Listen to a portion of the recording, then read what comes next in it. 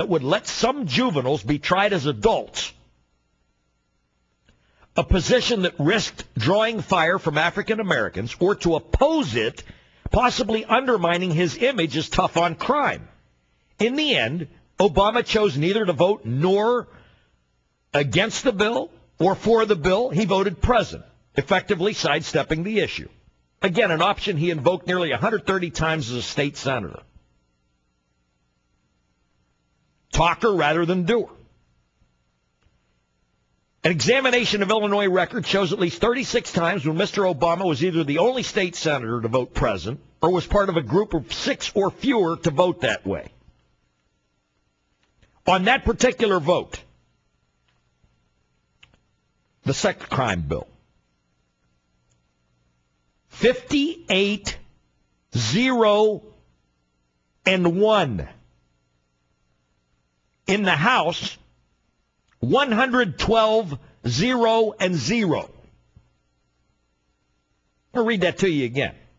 That bill was so popular that it passed the Illinois House 112, 0 voted against it, 0 abstained or voted present. In the Senate, 58 voted for it, nobody voted against it, and only Senator Obama voted present. Which makes you sit and wonder, what is this? So then I started to do a little bit more research, and I find, of course, this is the last 2 years of a 6-year term, of the first term of an Obama 6-year term in the U.S. Senate.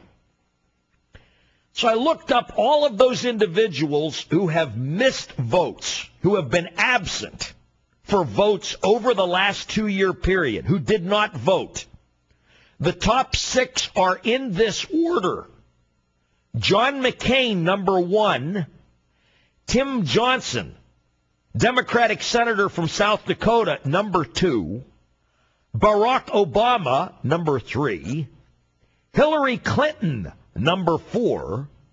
Joe Biden, number 5. Chris Dodd, number 6.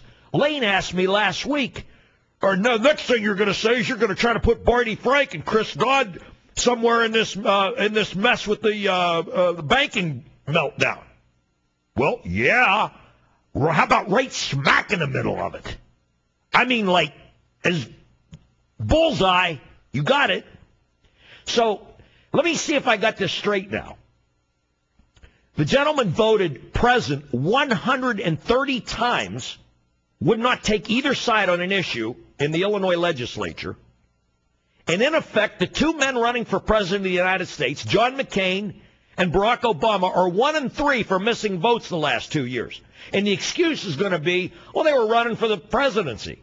And my answer to that's going to be, why weren't you doing the job that you were elected to do in the first place? Either one of you. So in effect, you've been a senator for 4 years and a campaigner for 2. And you're an obvious choice for president of the United States? Based on what? Based on what voting record? Based on what information? Based on what that I can look at tangibly and say, this guy stands out? So what I said Monday was, for those who happen to tune in during the 4 o'clock hour, I feel like a guy who has gone to a buffet, and I have been given 2 choices. Since I was a child, I have always hated liver and onions. Hated it. Couldn't stand it. When I was in a high chair, my mother tried to feed it to me. I dumped it. There's another dish that the Greeks like. My mother fixed it. It's called fish plaki. What it is, essentially, is you take a roasting pan, you toss the whole fish in, with the bones, the head, the tail, the gills, chop up tomatoes, sauce on top of that, and put onions on it, and put it in the oven, and it comes out baked about 45 minutes later. So I'm at a buffet line right now, and these are my 2 choices. I'm either going to get liver and onions, or I'm going to get a whole fish with bones, head, tail, gills, and all.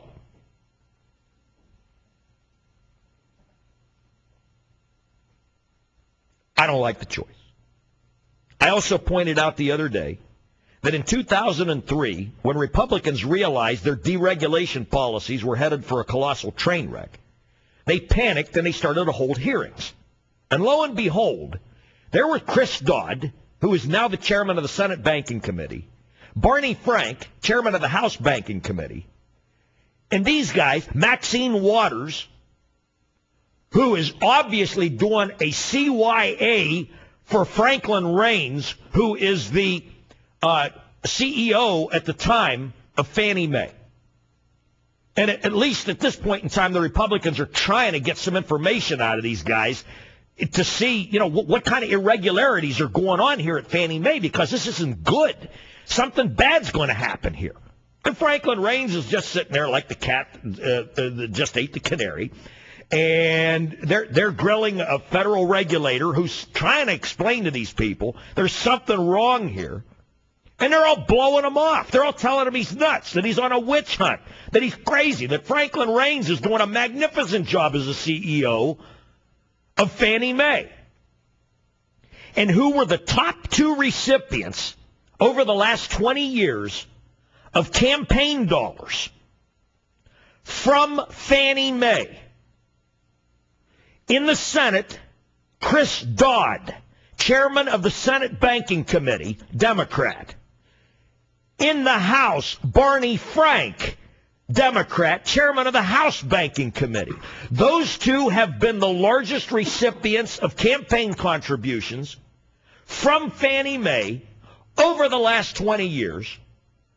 And you can find video all over the internet back in 2003 where clearly there was something wrong and people